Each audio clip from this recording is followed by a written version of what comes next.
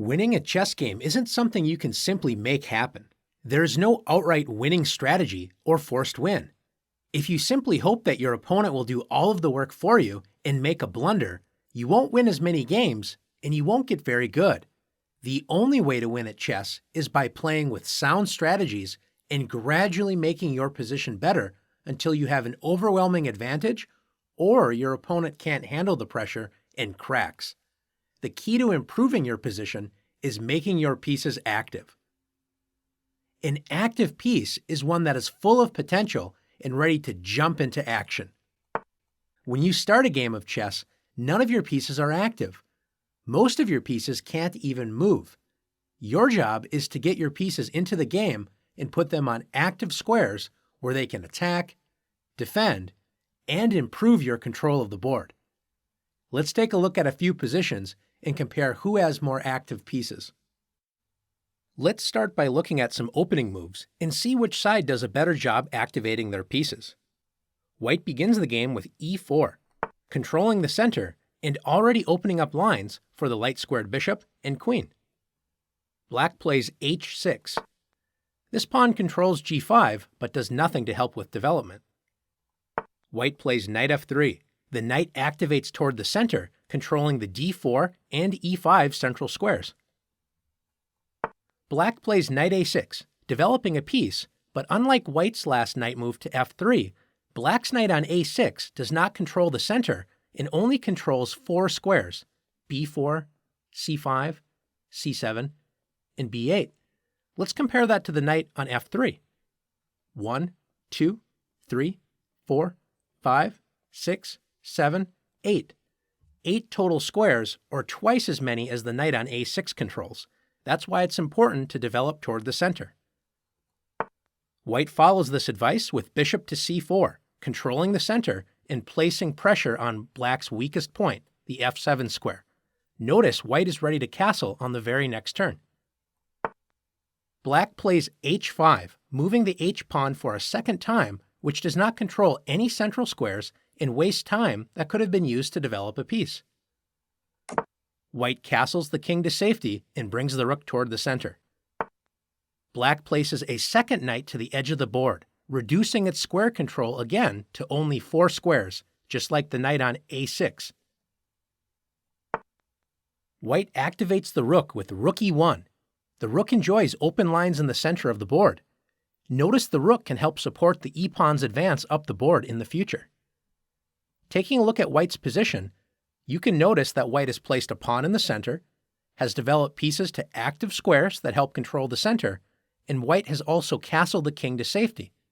Black, on the other hand, does not control any of the key central squares, has 2 knights on the edge of the board, and Black has not moved any pawns that would allow the bishops and queen to enter the game. White's position is far more active. Let's take a look at another position. Take a moment and compare White and Black's pieces. Which side has more active pieces, White or Black? Let's first look at White's pieces. Notice that White has 3 pieces in Black's territory, the bishop on f6, the knight on d6, and the rook on c7. All of these pieces are very active. The bishop on f6 controls a lot of key squares right in front of Black's king, and notice the bishop controls the entire a1 to h8 diagonal. This bishop also controls h4 to d8, controlling a lot of dark squares right in Black's territory. The knight on d6 is excellently placed. It's putting pressure on f7, b7, and the bishop on c8. Notice White's rook on c7 is doing the same thing, pressurizing all 3 of these targets as well. The only piece that's not in Black's territory is the rook on d1, and it enjoys a lot of open squares and also protects the knight on d6. Let's compare that with Black's pieces. Black has no pieces in White's territory, and notice Black has 3 pieces still on the 8th rank. The rook on a8, the bishop on c8, and the rook on f8. The only piece not on the back rank is the knight on h6, stuck in the corner. Notice the knight cannot move to f5 or g4 because White has pawns that would capture that knight. Black's pieces are basically paralyzed. take a look at the light-squared bishop on c8. It has one square, d7, and it's already protected by the white rook. The black rook on f8 cannot move to e8 because of the knight, or d8 without getting captured by the bishop.